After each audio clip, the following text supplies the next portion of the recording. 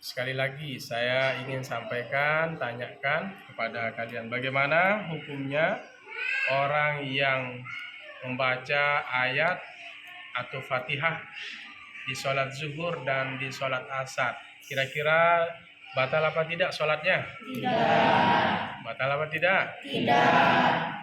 Ya, karena dulu Rasulullah ketika sholat zuhur dan asar itu beliau tidak melaksanakan sholat zuhur dengan jahar. Kenapa? Karena sholat zuhur, asar itu di siang, pagi, siang, dan sore. Di saat itu Rasulullah sedang banyak diincar oleh musuh.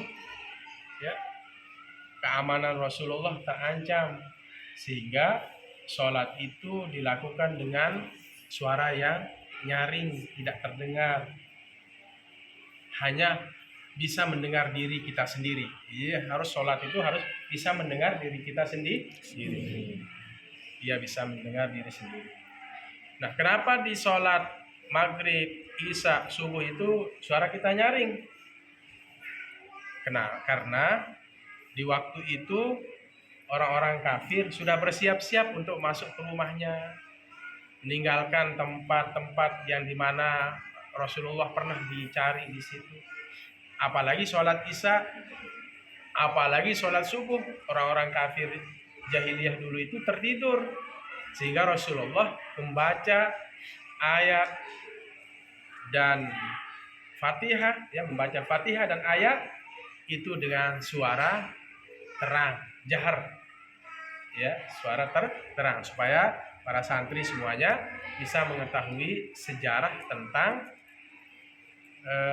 sholat zuhur, asar, maghrib, isya, dan subuh. Kenapa nyaring?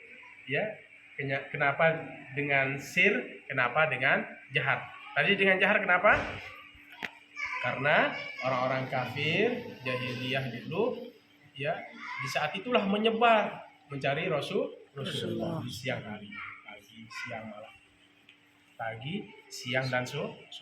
Kalau malam hari kita baca Fatihah dan ayat itu jahar, terang, karena orang-orang kafir, orang-orang jahiliyah itu mulai masuk ke rumah mereka, mulai mereka tertidur malam hari itu sampai sholat subuh, sehingga Rasulullah itu dengan terang membaca Fatihah dan ayat.